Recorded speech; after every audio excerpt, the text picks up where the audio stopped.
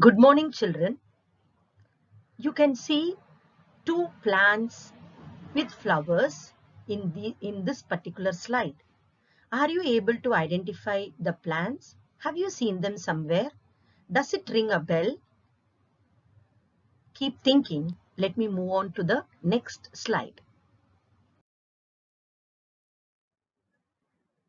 Children, in this slide, you can see with the backdrop of the hills, there is a sea of violet color flowers blooming everywhere. So what is the relationship between the first slide and the second slide? There is. So this is the last chance for you to find out the name of the lesson that we are going to learn about today. And if you match the words correctly, you will be able to understand what the two slides before this were about and what these animals represent. Try this out. I will give you a minute and then we will discuss the answers.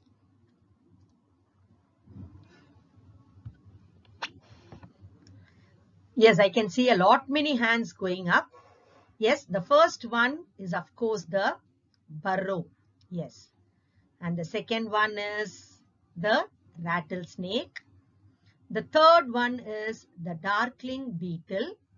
And the fourth one is the dromedary. Check your spellings. And now you tell me what we are going to study about. Yes, you are right, children. Today we are going to study about the desert. Last year we studied about the desert animals, and this lesson is going to be an extension of that lesson. But this time we are going to learn more about what are the important areas in the desert and how the plants and animals adapt themselves to this dry and harsh climate. To make you understand about the desert a little better, we have got with us today Madam Sheba Abraham, your social studies teacher, and I am going to have a very short conversation with her to get you some more points about the desert. Here is the interview with Sheba ma'am. Good morning, children. Today we have with us Mrs. Sheba Abraham, our TDT Social Studies, who is handling Social Studies for you, and she is going to give us some more important details about the desert. So let us have a conversation with her. Good morning, Sheba ma'am. Good morning, sir. Can you please describe a desert in your own words? Yeah. Desert as a place or landscape, geographically landscape or region, Okay. Which is receiving less amount of rainfall. Okay. Generally, we consider like the annual precipitation is less than 250 millimeter. 250 millimeters. Millimeters. These areas are considered as desert regions. Okay. But how do the people survive there? How do the animals or the people They have to adapt. They have to adapt, or they have to walk a long distance to get water.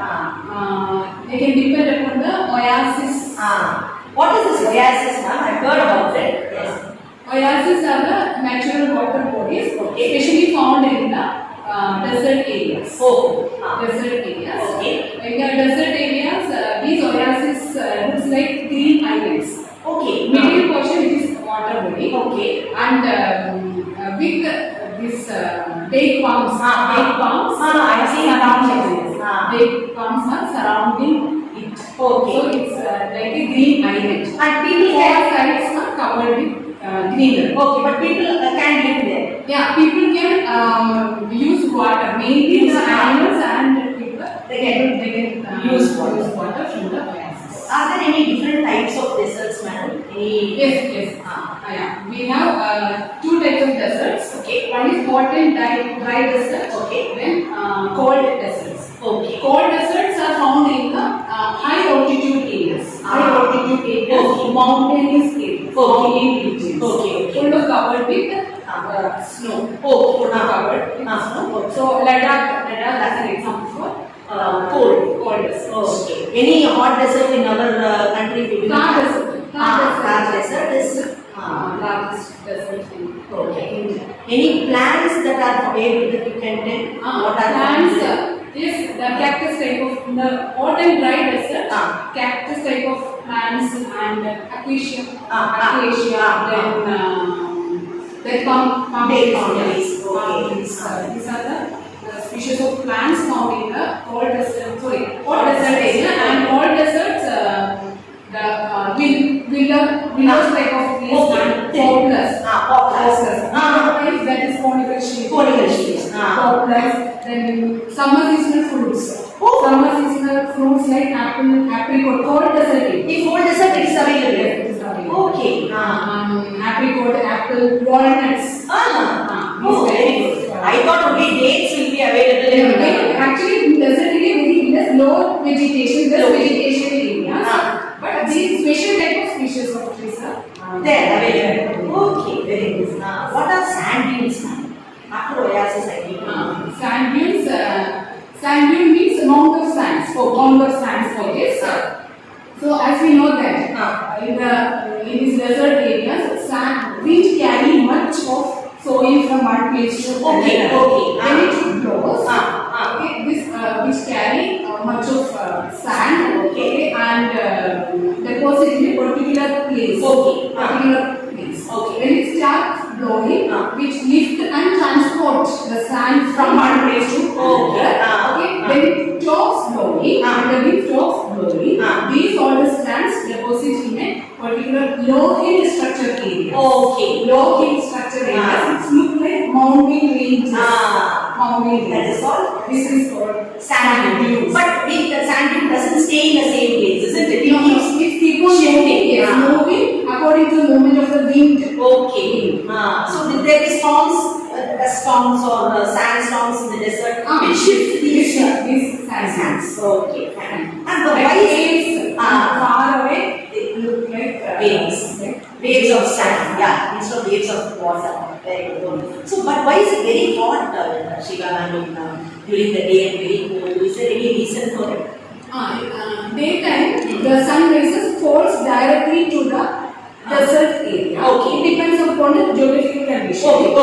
These sands absorb maximum heat. Maximum heat from the sunlight. So they can experience so hot in the desert. At the same time, the sand having the same tendency to radiate heat. Radiate the heat. Emit this heat maximum after the sunset. At the night time. So they lose. So sand loses the heat as well. So making the night. This works only in hot desert, not in cold desert. That is different. This is different. Okay. Thank you so much, Shiva ma'am, for giving me so many things. These are small points which the children would like to understand, and they would be happy to see you. Well, me too. I am very thankful to you for providing this opportunity. Thank you so much. Thank you, children. Till we meet again.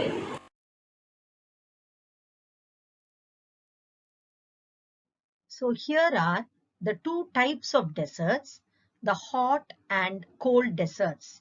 And hot deserts are found around the latitudes of 30 degrees north and south in every continent, and the cold deserts are located above 30 degrees north and below 30 degrees south in dry areas.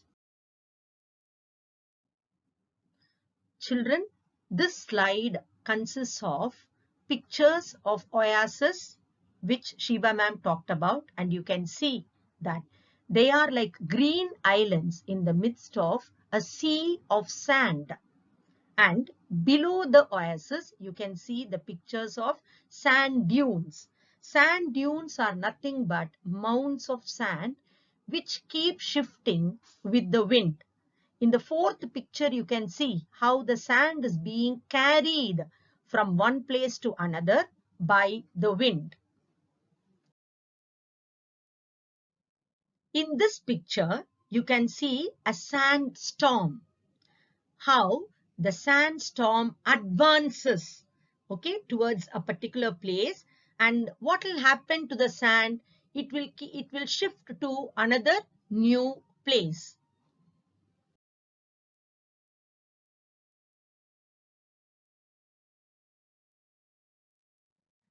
This GIF is another good example of shifting sands. So you can see the sand being shifted from one place to another, creating new sand dunes.